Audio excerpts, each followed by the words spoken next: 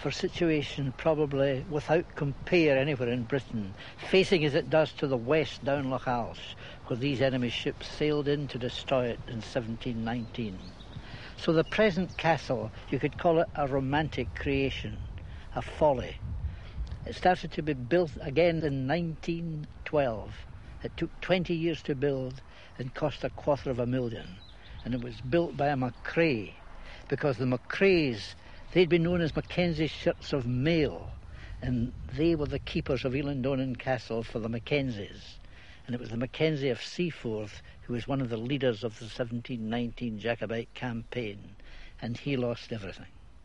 So when you go through this castle, you're looking at something which, although it is a folly, has got something very real attached to it. And two of the things that I find most fascinating: one, a lock of the prince's hair taken from him when he was 16.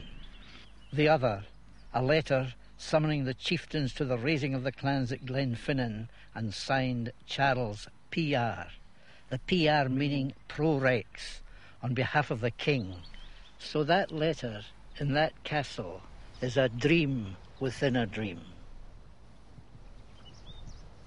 So there was an extraordinary coincidence that Charlie's footsteps should have led him here. But I've often wondered, did he realise where he was? Because all these journeys were done in the dark. But what I do know is he had a tremendous stroke of luck here, because when they needed somebody most to guide their footsteps, up the glen came a young lad, Donald MacDonald. The lad had been at Culloden, and he was on his way to try to find a refuge that he knew of. And he took Charlie's party along. And that was a stroke of luck for Charlie, because it led him to the 7 men. Crossing a river always makes you feel frisky, and I'm actually looking forward to this. The water's running faster than you think. Just got to pick your way.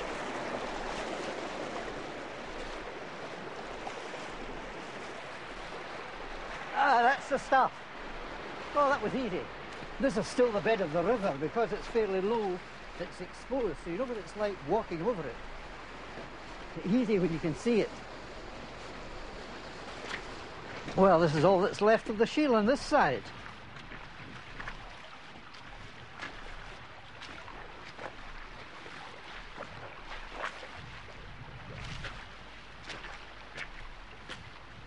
Nothing to it.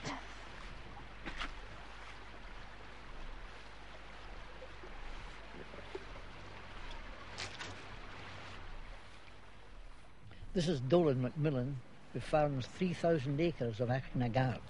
I would like to hear his views on the Battle of Glen Shiel, because you can always find something from a local man that isn't in the books. Hello. Oh, how are you doing? Oh, fine, thank you. Had you a good day? Yes, lovely day. Lovely day. How's Nell?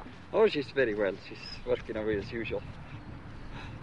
Sgurna Spaniard, the peak of the Spaniards. What actually happened, do you think? Well, as far as I hear, they just lost the battle and had to clear out over the Bjalch, over the Bjalch span, which is up here. So they climbed right over the ridge there? They climbed over the ridge and then proceeded to go down Glen Lick to try and avoid anything that was meeting them in the glen, down this glen. If the English troops had come in off the boats in the loch. And I think this was the idea anyway, to go down Glen Lick and try and get back to their boats that way. And they weren't successful? They weren't successful because the boats had been captured, I think, by then. They had come in and bombarded the Elandonan and sort of closed up that outlet for them. But how did it come about that they didn't provide the covering fire that they were supposed to be giving? Well, nobody's very sure of that, I think, but I suppose it was every one of them. They just sort of scattered when the English troops met them, and they used these mortars. First time they were used against Highlanders, I think, and probably, I don't know, but the Spanish, perhaps them as well. Well, they'd be absolutely petrified at this new weapon. Well, I would think so. They were just up on the knoll there, and there's little breastwalls, and these things were fighting over the top of them, as far as I understand. It was a kind of funny place for a battle in some ways. Well, it was a bit abortive. They were meaning to go on, I think. It wasn't this story. The English got word of this before the thing sort of got off the ground. They were going to go on through south, through by Invergary, I think, weren't they, and pick up more men there. And they sort of ran into trouble when they got to the under the glen. My uncle was draining up here, and he found some of these musket balls from the battle, and that's in there. That's good. That's what I came for, to feel contact with the ground and the people of the place, the excitement of living history as in these bullets.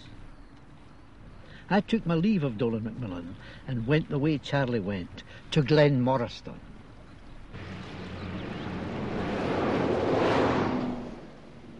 It's not very often you hear of death being turned to good account, but here, just below the Glen Morriston Road, at the foot of Corrie Doe, is the grave of Roderick Mackenzie, who was with the Prince at Culloden and, like him, was a refugee. But he didn't know where the Prince was. He merely knew that he was somewhere in these hills. So that when Roderick was ambushed by a party of redcoats and shot, just before he died, he shouted out, "You have killed your Prince."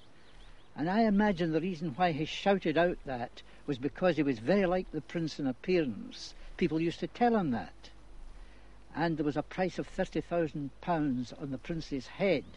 So the Hanoverian soldiers did, I imagine, what Roderick thought they would do: cut off his own head and take it through to Fort Augustus to claim that reward. And by so doing, it gave the Prince time up there because the heat was temporarily taken off the search for him. So Roderick didn't die in vain.